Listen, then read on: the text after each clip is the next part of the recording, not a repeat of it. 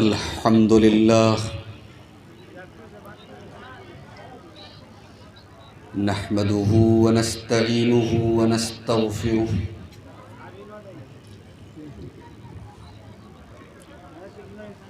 ونعوذ بالله من شرور أنفسنا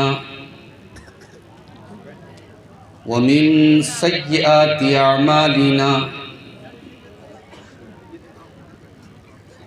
من يهده الله فلا مضل له ومن يضلل فلا هادي له وأشهد أن لا إله إلا الله وحده لا شريك له وأشهد أن محمدًا عبده ورسوله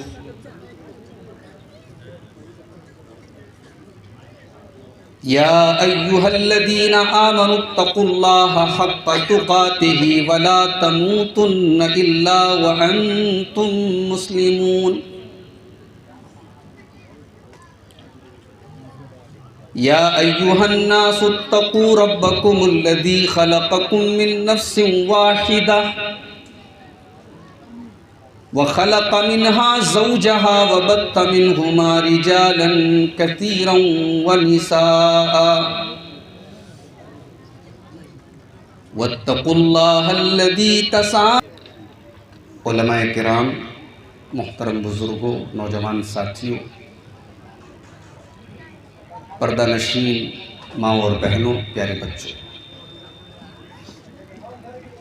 یہ میرے لیے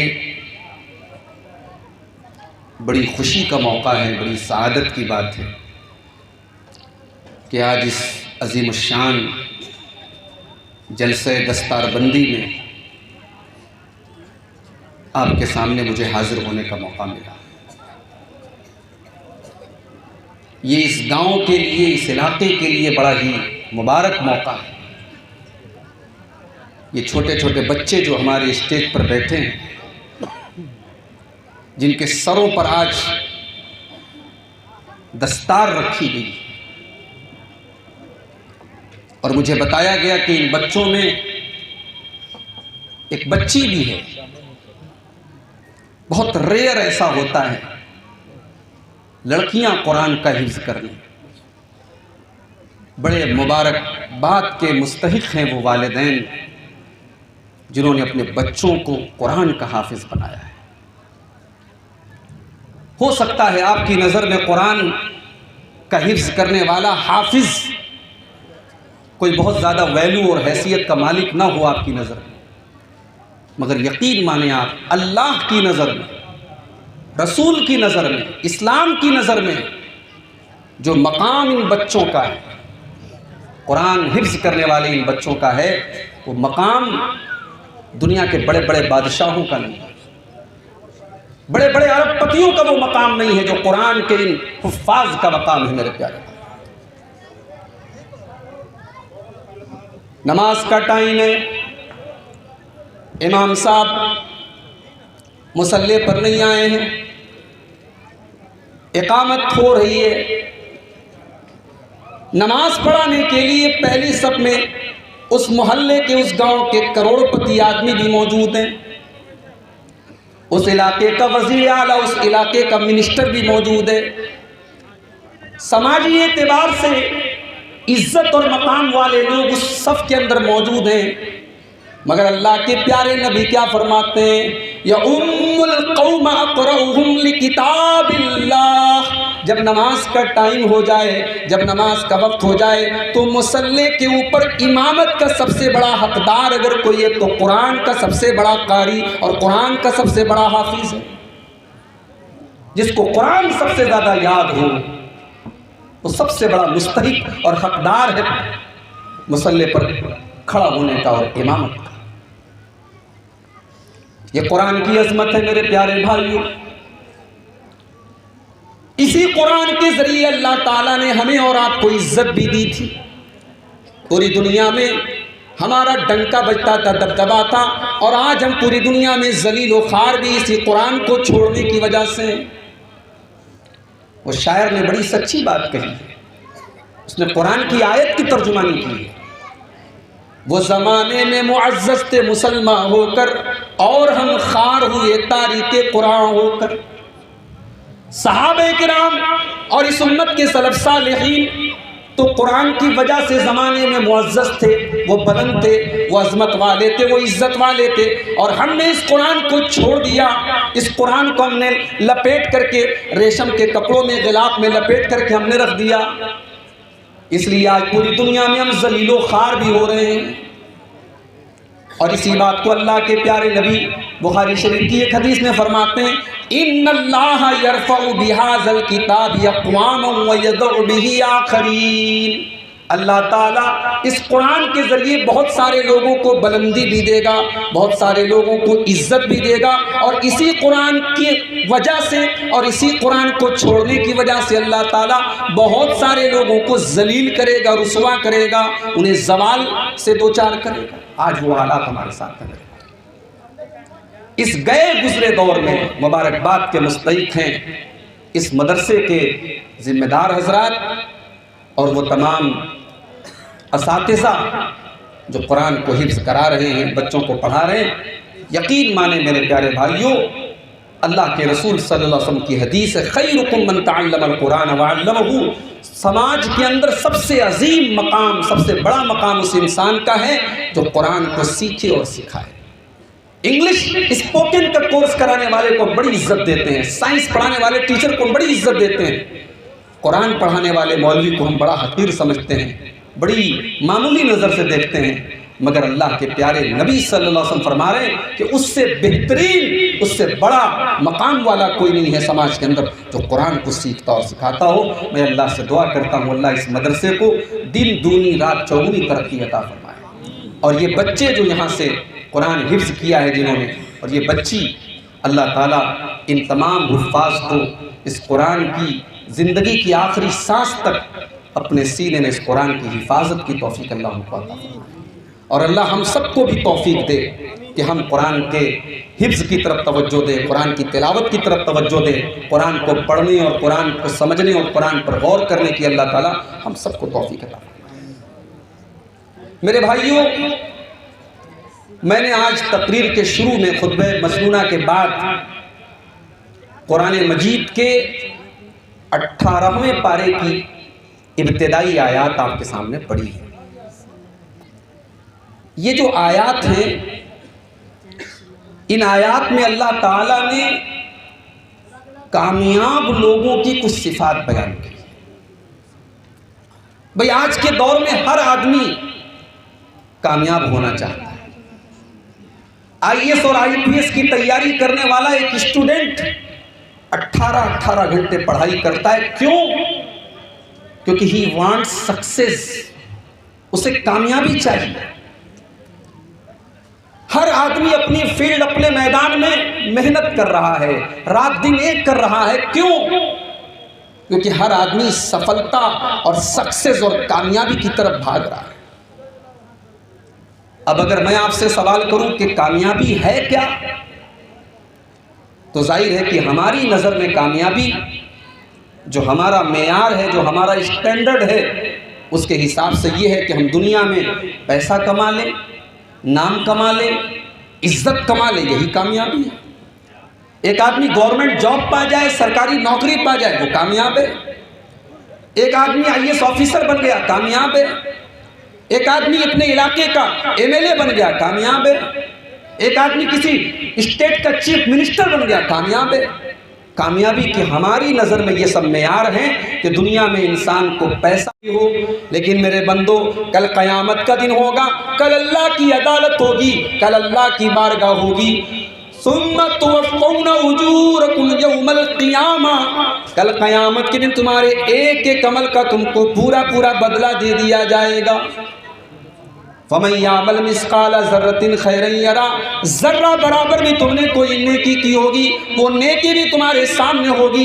ذرہ برابر تم نے کوئی گناہ کیا ہوگا، وہ گناہ بھی تمہارے سامنے ہوگا۔ تو کل قیامت کے دن تمہارے اعمال کا پورا پورا بدلہ تم کو دے دیا جائے گا۔ اب اگلے ٹکڑے پر ذرا غور کیجیے اس آیت کریمہ کے۔ اللہ نے فرمایا فَمَنْ زُحْزِحَ عَنِ النَّارِ وَأُدْخِلَ الْجَنَّةَ فَقَدْ فَازَ، جس کو کل اللہ تعالیٰ کی بارگاہ میں جہنم سے بچا لیا جائے اور جنت میں داخل کر دیا جائے، وہی کامیاب ہے، فقد فاز، وہی کامیاب ہے جو اللہ کی بارگاہ میں جہنم سے بچ جائے، جو جنت میں چلا جائے، جس کے بارے میں اللہ کا فیصلہ آ جائے کہ یہ جنت میں جائے گا، یہ جہنم میں نہیں جائے گا، وہی کامیاب ہے۔ وَمَا الْحَيَاةُ الدُّنْيَا إِلَّا مَتَاعُ الْغُرُورِ، اور میرے بندو، جس دنیا کے چکر میں پڑ کر کے تم اللہ کو بھول گئے ہو، جس دنیا کی وجہ سے تم اپنے رب کو بھول گئے ہو، جس دنیا کے پیچھے پڑ کر کے تم آخرت کو بھول گئے ہو، وَمَا الْحَيَاةُ الدُّنْيَا إِلَّا مَتَاعُ الْغُرُورِ، یہ دنیا تو دھوکے کا سامان ہے، یہ دنیا تو دھوکے کا سامان۔ آج جوانی پر طاقت، جوانی پر ناز ہے، ایک وقت ایسا آتا ہے انسان کمزور ہو جاتا ہے۔ آج دولت پہ ناز ہے، ایک وقت ایسا آتا ہے انسان دوسروں کا محتاج ہوتا ہے۔ آج اپنی صحت پر ناز ہے، ایک وقت ایسا آتا ہے کہ انسان بستر پہ پیشاب اور پاخانہ کرتا ہے، دوسروں کا محتاج ہوتا ہے۔ کامیابی یہ ہے اللہ کی نظر میں کہ ہم اور آپ جہنم سے بچ جائیں اور جنت میں داخل ہو جائیں، یہ ہے کامیابی۔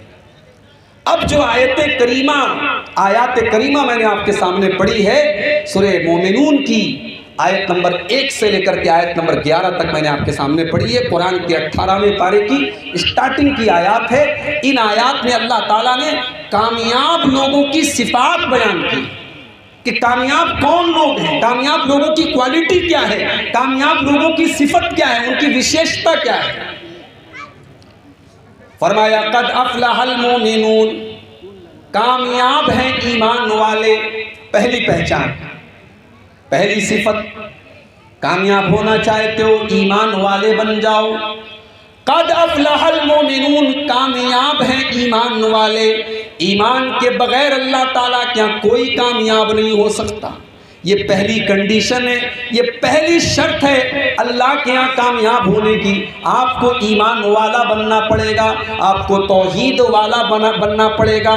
اگر توحید آپ کے پاس نہیں ہے، اگر ایمان آپ کے پاس نہیں ہے تو آپ اللہ کی بارگاہ میں کامیاب نہیں ہو سکتے۔ میں بنارس سے آپ کے بیچ میں آیا، بنارس میں پورے ہندوستان کے کونے کونے سے لوگ آتے ہیں، اور ایک مخصوص وہاں عبادت خانہ ہے، وہاں پتھر کے بنے ہوئے شرمگاہ کے ایک پرتیک کی عبادت کرتے ہیں۔ میں اشاروں میں بات کر رہا ہوں، آپ سمجھ جائیں۔ انسان پتھر کی بنی ہوئی شرمگاہ کی عبادت کر رہا ہے۔ ٹرین گزر رہی ہے بنارس سے، بیچ میں ندی آئی، ہماری اور آپ کی نظر میں ندی ہے، پانی ہے، لیکن ٹرین میں بیٹھے ہوئے ہزاروں لوگ اس پانی کو دیکھ کر کے ہاتھ جوڑنے لگتے ہیں، کہتے ہیں بھئی یہ ہماری معبود ہے، یہ ہماری ماں ہے، کوئی اس میں پیسہ ڈال رہا ہے، کوئی اس کے آگے ہاتھ جوڑ رہا ہے۔ سڑک پر آپ جا رہے ہیں، ایک جانور گزرا، ہماری اور آپ کی نظر میں وہ ایک جانور ہے، اللہ کی پیدا کی ہوئی ایک مخلوق ہے، ایک حیوان ہے، لیکن ایک ایسا آدمی جس کے پاس ایمان نہیں ہے، توحید نہیں ہے، اس جانور کے پیشاب کو امرت سمجھ کر کے پی لیتا ہے اور اس جانور کو اپنا معبود سمجھتا ہے۔ یہ سارے منظر ہم اور آپ میرے بھائیوں دیکھتے ہیں، کیا یہ منظر دیکھ کر کے آپ کے دل میں کبھی یہ جذبہ نہیں پیدا ہوا، کبھی یہ خیال پیدا نہیں ہوا کہ اے اللہ تیرا شکر ہے، تیرا کرم ہے کہ تو نے ہمیں مسلمان بنایا، تو نے ہمیں مومن بنایا، تو نے ہمیں موحد بنایا، تو نے توحید کے جیسی دولت سے ہمیں نوازا، ورنہ ہم بھی کسی ندی کو دیکھ کر کے ہاتھ جوڑ رہے ہوتے، کسی جانور کو دیکھ کر کے سر جھکا رہے ہوتے، کسی پتھر کی بنی ہوئی شرمگاہ کے آگے ہاتھ جھکا رہے ہوتے، لیکن نہیں، ہم مسلمان ہیں اور ہماری پیشانی اگر جھکتی ہے تو اللہ کی بارگاہ میں جھکتی ہے۔ ہم 5 ٹائم کی نماز میں کم سے کم 17 بار اپنے رب کے سامنے اعلان کرتے ہیں ایاک نعبد و ایاک نستعین، پروردگار عبادت کرتے ہیں تو صرف اور صرف تیری کرتے ہیں، اور مدد اور سہارا اگر مانگتے ہیں تو تجھ سے مانگتے ہیں۔ میرے پیارے بھائیوں، یہ ہے دنیا کی سب سے بڑی دولت جو ہمارے اور آپ کے پاس ہے۔ ایمان سے بڑی کوئی دولت نہیں۔ مسلمان بیچارہ غریب ہے، مزدور ہے، 2 وقت کی روٹی کا انتظام بڑی مشکل سے کر رہا ہے، کل اللہ کی بارگاہ میں وہ جائے گا، اللہ پوچھے گا میرے بندے تو نے دنیا میں پیسے نہ کمائے، تیرے پاس دنیا میں دولت نہیں تھی، محل نہیں تھا، دنیا کا سامان نہیں تھا، لیکن کیا تیرے پاس ایمان کی دولت تھی کہ نہیں تھی؟ تیرے پاس توحید کی دولت تھی کہ نہیں تھی؟ بندہ کہے گا اے اللہ میں غریب تھا، میں مزدور تھا، میں کمزور تھا، میرے پاس کچھ بھی نہیں تھا، مگر اے اللہ میں ایمان والا تھا، میں توحید والا تھا، میرے پاس ایمان کی دولت تھی۔